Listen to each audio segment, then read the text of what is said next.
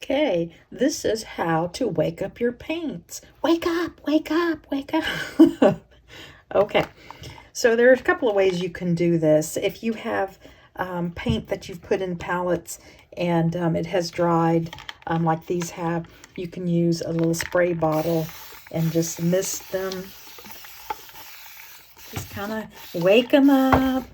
If you don't have a spray bottle, these are really handy, these little pipettes. You dip it in water, you suck some in there, and you just kind of put a few drops on each one. Or if you don't have that, and that's okay, just get a wet paintbrush and just kind of dab some water in each one. And that's how you wake up your paints. Let it sit for a few minutes so that the water can kind of reactivate the pigments and get them kind of juicy, ready to paint. Okay, I have mixed up a warm and cool of the 3 primaries plus a couple of extras. This is Permanent Rose, Scarlet Lake, New Gamboge, lemon yellow, phthalo blue, ultramarine blue, and burnt sienna. And under here is Payne's Gray. So what I'm going to do, we're going to weave watercolor. I know that sounds crazy. We're just going to take each color, make sure your brush is cleaned out between each one, and we're just going to make a stripe of each of those colors. That's all we're doing. And then when it dries, we're going to make the stripe going this way.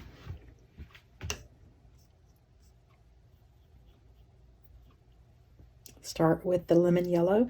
I'm using a flat brush. I think it's about a half inch flat brush. If you don't have a flat brush, don't worry about it. Just use whatever brush you have.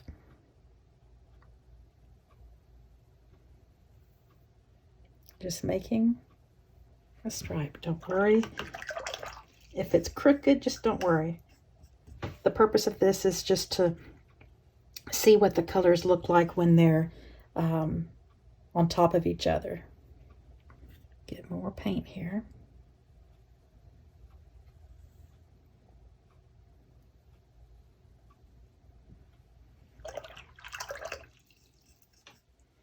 Now the Permanent Rose.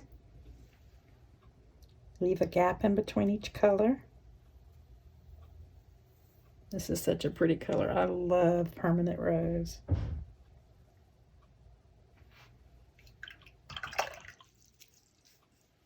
Now the Scarlet Lake, which is kind of an orangey red, a very warm red. Oops, more paint.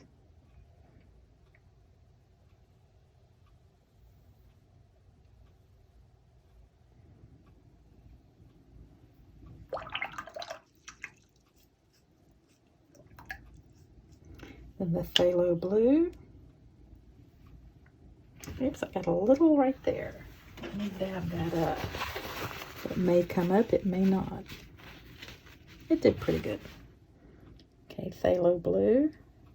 It's a very aggressive blue. It's just so beautiful.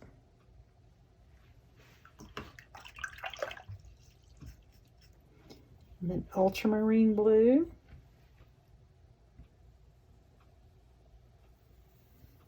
Use whatever colors you have.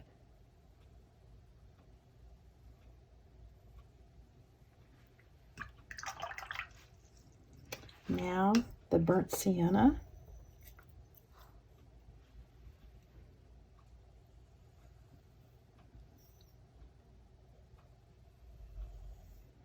You see my lines aren't straight, that's okay. And the last is the Payne's Gray. Payne's Gray can look different depending on the brand. This is Winsor & Newton, and I think this one, yeah, this one looks pretty blue. Oops, got a little splatter over here.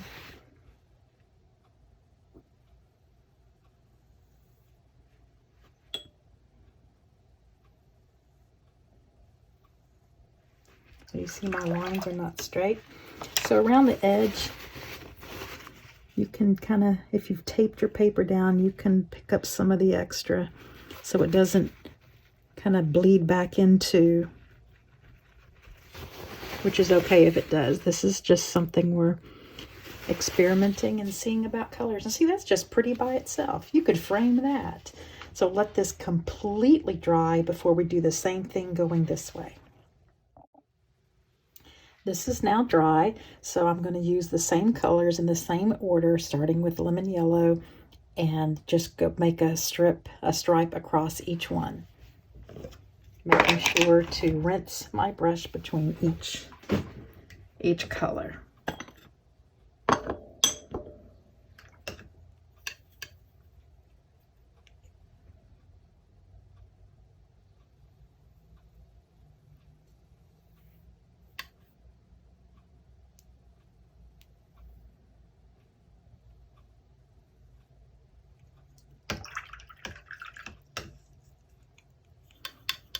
Now the new gamboge.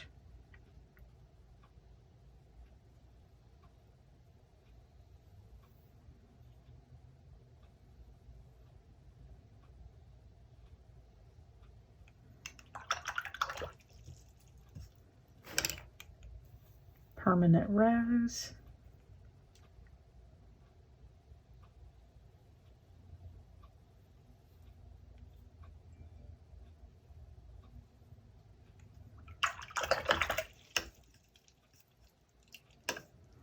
Scarlet Lake.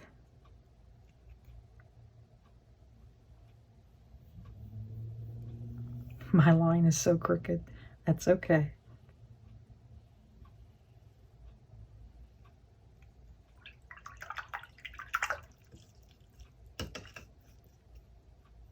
Phthalo Blue.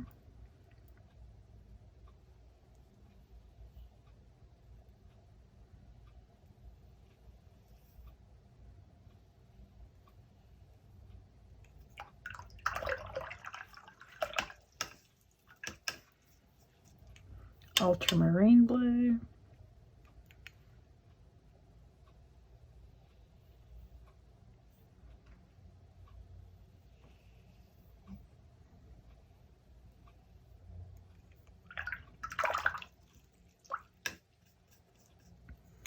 Burnt Sienna.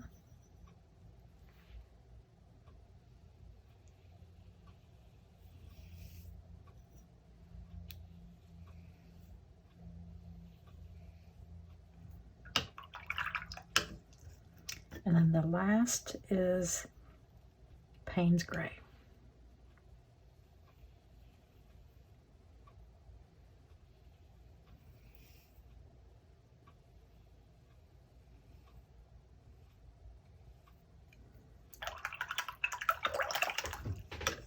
And then you've made your little watercolor weave.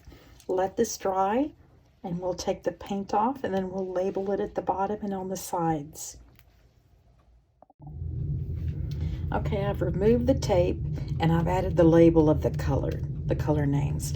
But I want you to look at some of these mixes. So if you look at lemon yellow and Payne's Gray, it doesn't look that green.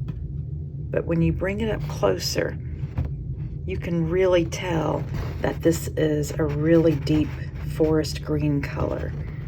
Let's see another. Of course, yellow and blue make green. That's really pretty.